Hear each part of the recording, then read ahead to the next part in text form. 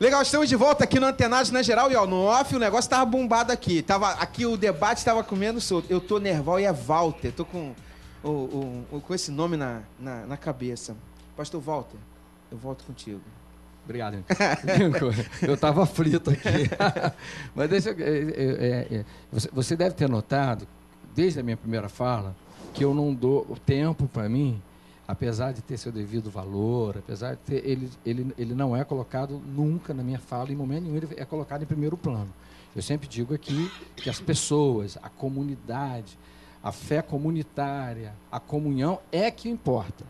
O que eu digo com relação a você fazer grupos nos lares é quando você perde o sentido de igreja, de comunhão. A pessoa achar que agora, uma vez feito na minha casa, com a minha família, eu já me resolvo com Deus.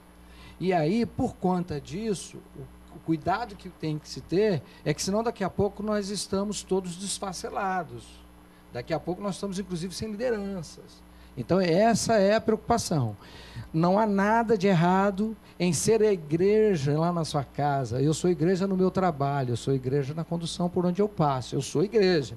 Mas eu não perco a consciência da comunidade, da fé comunitária. É isso que eu quero que você quer deixar claro aqui. Ninguém convida. Eu passei um fato, aconteceu um fato comigo uma vez no Paraná, que eu fui visitar um pastor e ficamos juntos o dia inteiro, tomamos café da manhã. Na hora do almoço, a igreja dele, 4.500 membros. E na hora do almoço, eu estava almoçando com ele, e chegou uma pessoa, falou com ele, pastor, e tal. E ele disse, irmão, para onde você está? Tal, que eu não tenho visto a irmã. Aí ela falou, pastor, estou na igreja do senhor, ainda. É que eu estou lá na casa do irmão fulano. Beleza. Quando eu fui ao templo, lá na casa, lá onde era a igreja, ele tinha 4.500 pessoas e o templo cabia 800 pessoas. E aí ele já estava cheio de igrejas espalhadas nas casas e, obviamente, ficou claro para mim que ele perdeu o controle. Mas eu nem estou falando do controle, eu estou falando... Perde o controle, sim. Não, mas eu nem estou falando disso, eu estou falando o seguinte, a irmã perdeu o sentido de igreja, de comunidade. Está feliz lá na casa do irmão. Lá, aquela reunião está bombando, mas o sentido comunitário ela perdeu. Perdeu a comunhão com o pastor. Walter, Peter Wagner chama isso de visão. Quando alguém convida um vizinho, um amigo, um parente que não seja crente ainda, para uma reunião na sua casa, não diz assim, olha, eu quero que você vá lá na igreja. Não, cara, vai haver uma reunião da igreja na minha casa. Estou convidando você para ir lá. Então, a casa não é a igreja. Mesmo os convidados sabem que não é. Não é mesmo? E quando nós convidamos, ou quando algum membro de nossa igreja convida um vizinho, um amigo, um parente, para ir à sua casa, não está convidando para ir à igreja, então, olha, vai haver um culto na minha casa, eu gostaria que você participasse.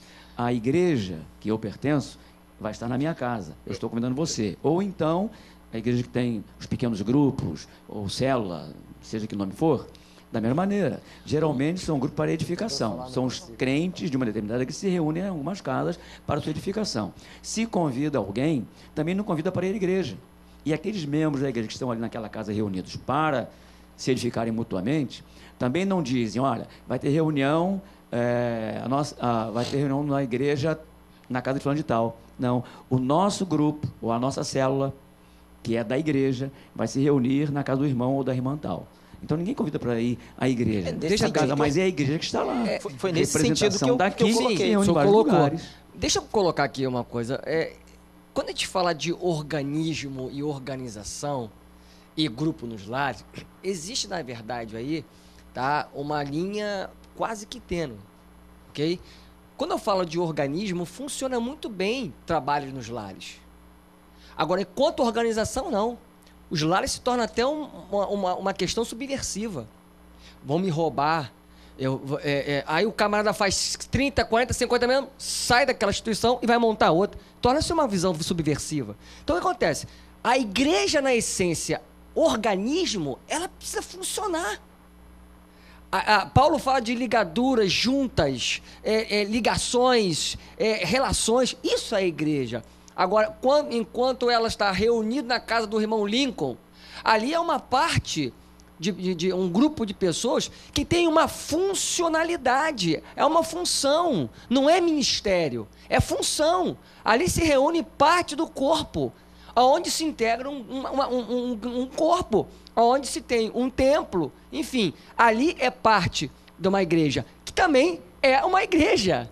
Quando a gente fala um grupo de pessoas se reúne, é igreja. A gente está falando de funcionalidade, a gente está falando de ministério. Então, o ministério em si, ele precisa ser ativo em todos os sentidos, entendeu? Com um grupo ou não. Mas quando eu falo organismo, ele funciona muito melhor em grupo. Organização já não, porque então, já fica aquela coisa, graças a Deus, perco o controle. Graças a Deus, ambos os pastores interpretaram aquilo que eu quis dizer. Então, ambas as falas dos pastores interpretaram o que eu quis dizer. Agora, tem dois textos muito interessantes referentes à igreja em um Novo Testamento, especificamente no Evangelho de Mateus. Olha só o que o Senhor Jesus diz. O primeiro texto, ele diz assim: se teu irmão tem alguma coisa contra ti, vai até ele, repreende entre ele e ti só. Se teu irmão te ouvir, você ganhou. Você ganhou teu irmão. Se ele não te ouvir, leve 2 ou 3 para te servirem como testemunha. Se não te ouvir, não ouvir nem 2, nem as 3 testemunhas que se levou, leva para onde? A igreja. A igreja. Olha só, leve-o para a igreja. Essa questão de igreja como corpo espiritual e corpo físico, irmãos, está intrínseco. Está intrínseco. Isso é um fato, né? Eu tenho o dever como crente, como cristão, como membro do corpo de Cristo local, dar continuidade a tudo aquilo que acontece no corpo de Cristo local na minha casa, com a minha esposa, com os nossos filhos. Esse é meu dever. E ali eu vou estar crescendo na graça, no conhecimento, porque famílias fortes fazem igrejas também fortes. Então, mas ali é uma extensão do corpo de Cristo local. Eu não posso dizer que a minha casa, ela é uma igreja no sentido amplo. Não posso dizer isso. Não posso, porque eu faço parte do corpo de Cristo local. Eu sou membro desse corpo. Eu sou institucional? Justamente, eu sou uma pedra, uma pedrinha na composição dessa base, dessa rocha, dessa pedra angular que é o Senhor Jesus. Outra feita, o Senhor Jesus disse assim: onde estiver 2 ou 3 reunidos em meu nome, ali estarei eu no meio deles. Quando nós ouvimos essa colocação do Salvador, superficial, e na maioria das vezes interpretamos como um fator quantitativo. E muitas vezes nós ouvimos isso em nossas igrejas, né? Até para justificar, como se fosse um ato de justificativa pelo número, entre aspas, insignificante não no sentido pejorativo, mas o número insignificante que faz-se presente ali num culto ou numa reunião. Irmão, Jesus não está dizendo sobre isso. O Senhor Jesus não está falando no fator quantitativo, no fator numérico. O Senhor Jesus está falando sobre 2 fatores fundamentais, de testemunho e de comunhão. 2 ou 3, como ele já bem disse em outro texto, são fatores de testemunho. Eu vou estar testemunhando ali o que Cristo tem realizado na minha vida, o que Cristo tem realizado na vida de outrem. E ali trocamos experiências, dando testemunho do que Cristo representa em nossas vidas, né? Isso é testemunho. E por outro lado, 2 ou 3 também é comunhão. É comunhão, é estar em comunhão. É estar em comunhão com o Senhor. É saber de que não estamos sós. É sabermos que o Espírito do Senhor faz-se presente em nosso meio, na representatividade do nosso Salvador. O Senhor faz com que nós tenhamos comunhão entre os irmãos. Então, por isso que ele diz, estarei no meio deles. Então, está se referindo àqueles que se reúnem em nome dele, em nome de Jesus, para que cresçam, para que o adorem. Aliás, Deus instituiu a igreja com um propósito só.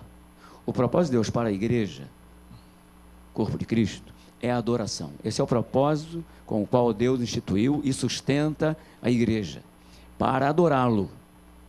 E a tarefa que ele deu à igreja, que todos nós, é fazer missões, é evangelizar o mundo.